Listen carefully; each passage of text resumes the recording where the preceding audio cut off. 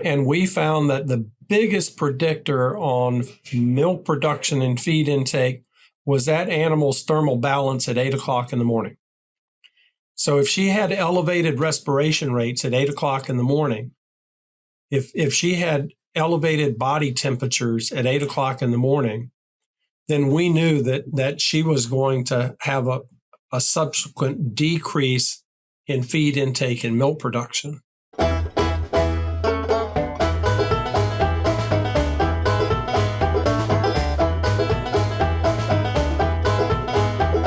Hi, everyone. Welcome to the Dairy Nutrition Blackbelt Podcast, brought to you by Wisenetics. I'm Todd Calloway, and we are dedicated to bringing you the latest insights and discussions in dairy nutrition. So get ready to expand your knowledge and stay ahead of the curve with today's episode. So today we are joined by Dr. James Spain from the University of Missouri. So Dr. Spain, welcome. We're glad to have you. Thank you, Todd. It's a pleasure to be here with you this morning. Over the years, I've read a lot of your work on heat stress and how it works with dairy cattle. What are your thoughts on, what we're facing as far as number one, the future of the dairy industry as heat increases, climate change, but how does it affect our milk production and things like important metrics like feed intake? We have a bovine warming challenge that is impacted by changes in the environment. But what we have essentially done is increase the internal combustion engine of the modern dairy cow through the genetic progress that we've been able to make. And so as we've increased milk production and the metabolic rate that's associated with that, as we've increased feed intake and the heat of fermentation and heat of digestion, metabolism, that's created a higher and higher internal heat load for those cows. And then that has created a higher susceptibility to heat stress. And as you note, as we increase environmental temperatures, as we increase humidity, that impairs or has a negative impact on essentially the ability of that cow to cool off, to lose that heat that she's generating. And so as she becomes heat challenged, heat stressed, then she's going to take actions to reduce the heat that she's creating for herself. And part of that is going to be a decrease in milk production. Part of that is going to be a decrease in feed intake as she tries to bring down the heat that she's generating for herself. And then we begin to see that in the decreases in feed disappearance. We see that in decreases in milk being produced per day. And we also begin to see some other signs like depressed butterfat. It's not uncommon for us to see some herds experience some laminitis following a severe period of heat stress because of some changes that are happening in the rumen. So the challenge that we face now is different in some ways than the challenge we faced in the 1970s and 80s, because now then it was reduce their exposure to heat by providing shade and such. Now we've compounded that by having that cow produce so much heat internally that's associated with the 50 and 60 and 70,000 pounds of milk production, some of our modern Holsteins. And it's not just a Holstein, it's all of our high-producing cows that are susceptible to this challenge. Today's episode is sponsored by S-Milko Inc., baby animal nutrition specialist focused on high-quality milk replacers. S-Milko works closely with producers, nutritionists, and veterinarians to support healthy starts, strong performance, and consistent results in calves. With carefully formulated products and a commitment to quality, S-Milko helps set the foundation for lifelong animal success. S-Milko Inc., setting the nutritional foundation for strong, healthy animals from day one. Learn more at esmilco.com. Well, I was going to ask, that leads me to the next question really well. So, we keep improving our herd so rapidly using AI and getting, these better cows. How do you think that set us up to succeed or fail in terms of heat stress in the future? Well, we're going to continue to compound the challenge, right? The higher and higher the level of milk production, the higher the higher her heat increment, the heat production that she's producing. And so we will see, and I have seen in some of the work that I've done in visiting with dairy producers in colder climates, right? I've been invited to give talks on heat stress in Canada. Well, whoever expected Canadian dairy cows to experience heat stress? Well, it's because they're producing so much more heat than they've ever produced. And now the challenge is, and how do we adapt our systems in order to help that cow transfer that heat, lose that heat, so that she can maintain something of a thermal balance in her comfort zone, not the environmental comfort zone.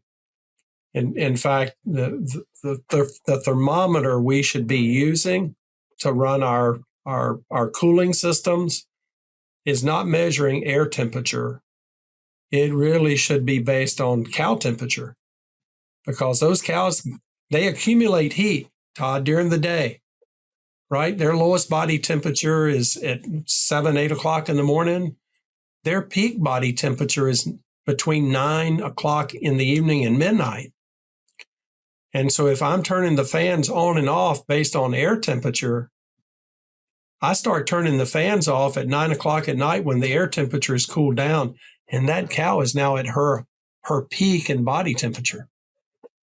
And so we really have to reset the way our systems are engineered to operate, to focus on cow comfort, and the cow being the thermometer, if you will, versus us driving the systems based on environmental ambient conditions, air temperature and such. Yeah. And, that's something here in the Southeast we run into a big problem with, because the temperature never cools off at night, that temperature humidity index. So that accumulated heat load stays with these cattle for, several days. Yes. Well, and we did some field study research that was funded by the USDA, and we found that the biggest predictor on milk production and feed intake was that animal's thermal balance at 8 o'clock in the morning.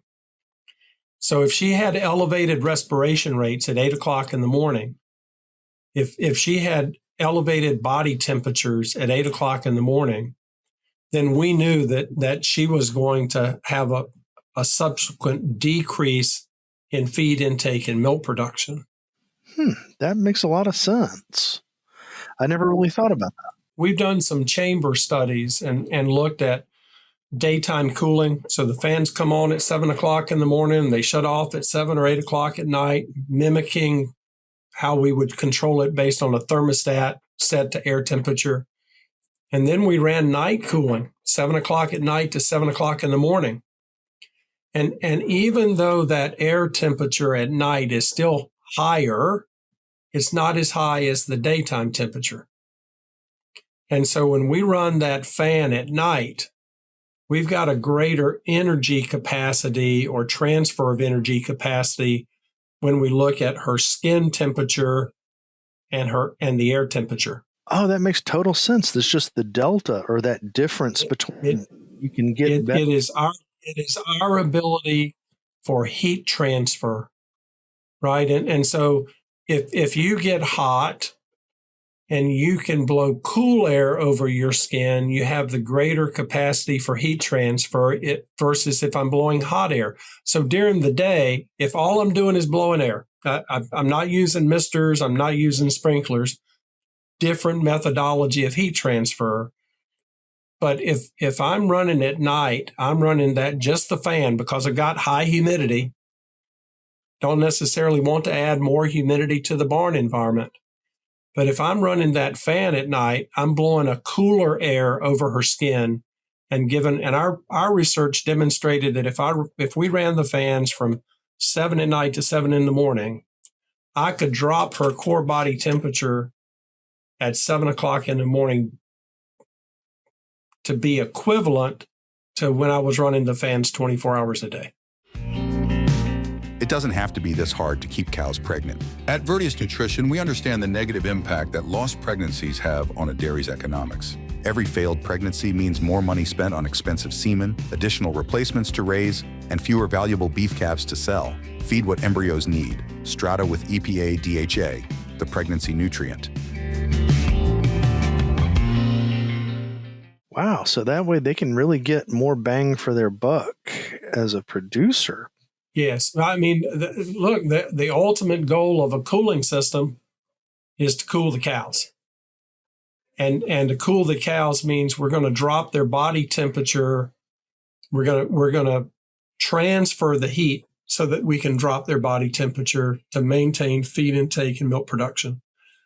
And running those fans at night gives us a great advantage in our ability to efficiently transfer heat, cool cows, and get them ready for that morning meal that we know is key to maintaining production. All right. Well, thank you very much, Dr. Spain. I really appreciate it and gave us a lot to think about on this.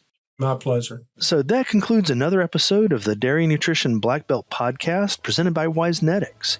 Thank you for joining us today, and don't forget to subscribe to the podcast to stay updated on future episodes. And if you enjoyed today's episodes, please leave us a review. Your feedback really helps us and can help guide us into who we should talk to next. So until next time, this is Todd Calloway from the Dairy Nutrition Blackbelt Podcast signing off.